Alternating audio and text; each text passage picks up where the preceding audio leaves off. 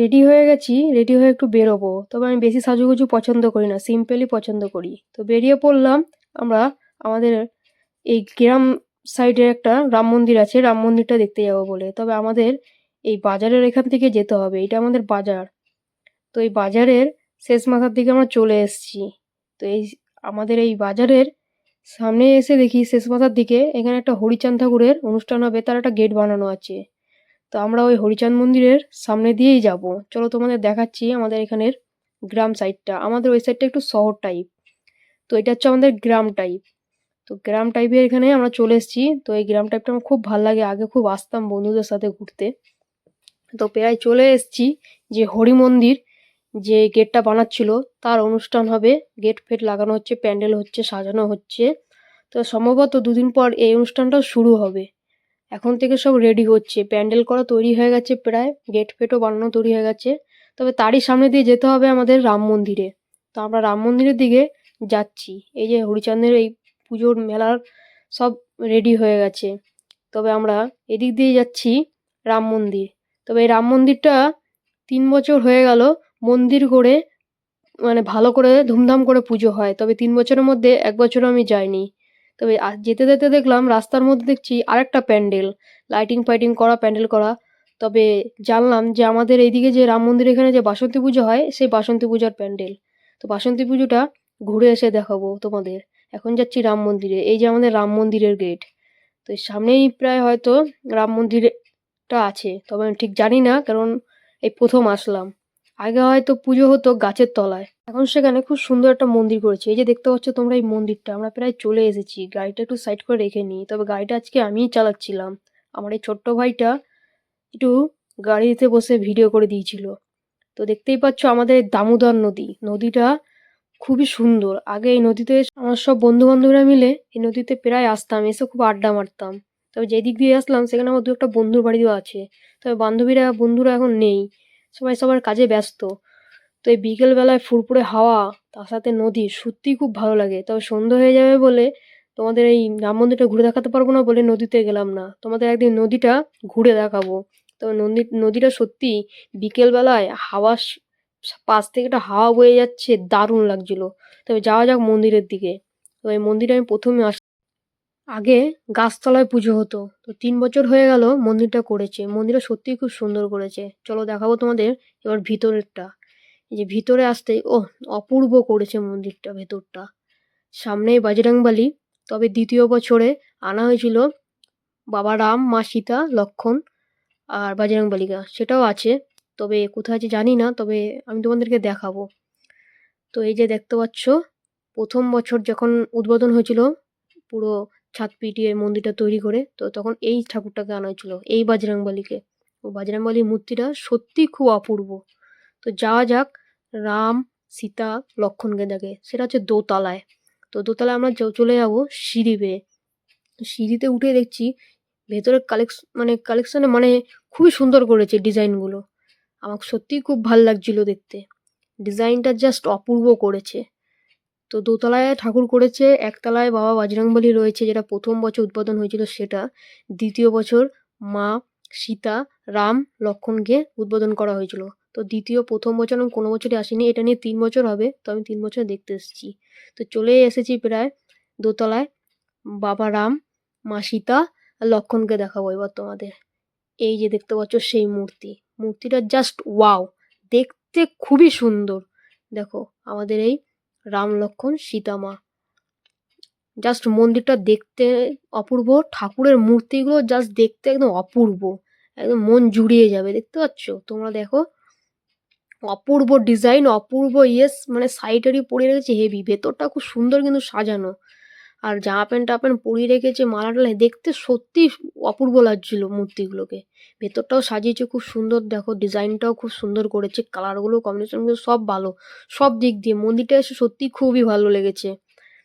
তো দেখতেই পাচ্ছ তোমরা, তোমাদের এই ভেতরটা একটু ঘুরিয়ে দেখালাম।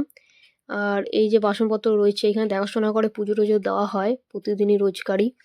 তো এই যে ছোট্ট বজরংবলী, ওপরে নিচে রয়েছিল বড় বজরংবলী, এখানে ছোট্টটা বজরংবলী, যেহেতু দিতেই হবে, যেহেতু রাম লক্ষণ আছে। এই যে মূর্তি মা সীতা, বাবা রামের, বাবা লক্ষণের। তো মূর্তিটা জাস্ট অপূর্ব দেখতে। এবার দেখাবো সেই বারান্দাটা, মানে যেখানে দোতলার ওপরে রাম লক্ষ্মণ সীতামা রয়েছে, সেই ওপরের দোতলাটা, ওপরের দোতলাটা জাস্ট ওয়াও, দেখতে খুবই সুন্দর। তোমরা যদি আসো দেখবে মন্দিরটা দেখে তোমাদের মন জুড়িয়ে যাবে, খুব সুন্দর।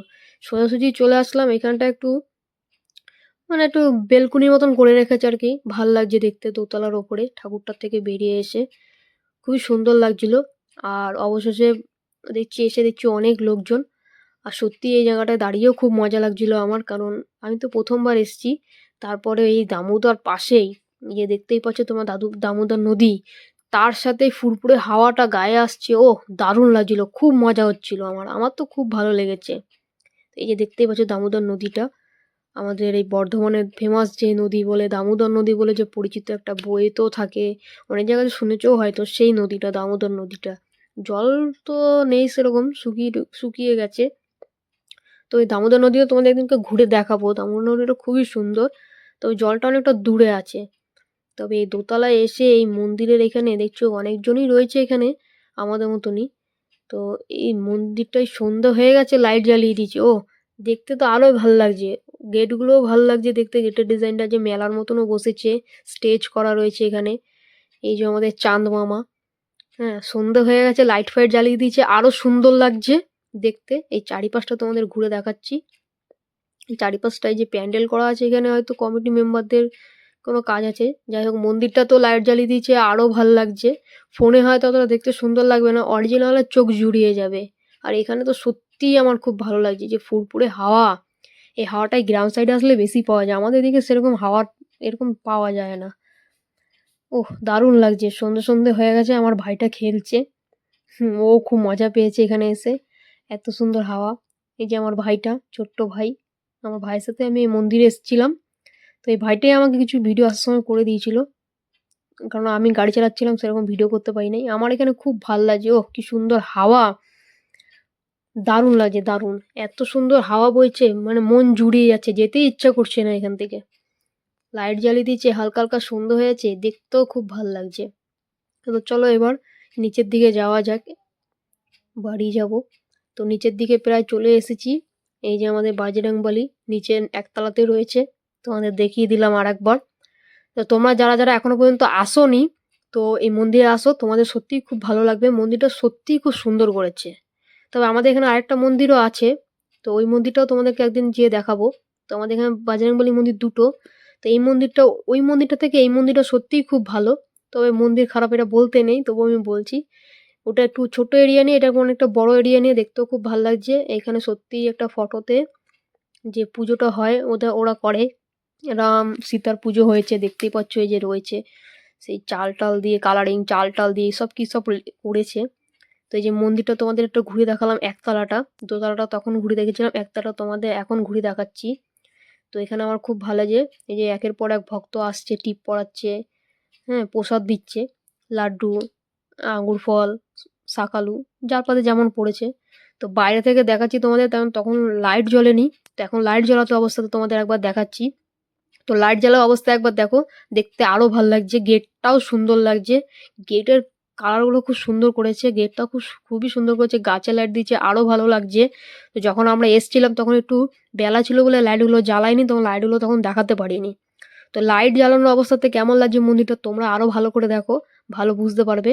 তো ফোনে দেখার থেকে আমি বলবো যে মন্দিরটা এসে একবার ঘুরে দেখো, সত্যিই খুব ভালো লাগবে, মন জুড়িয়ে যাবে, এত সুন্দর করেছে মন্দিরটা।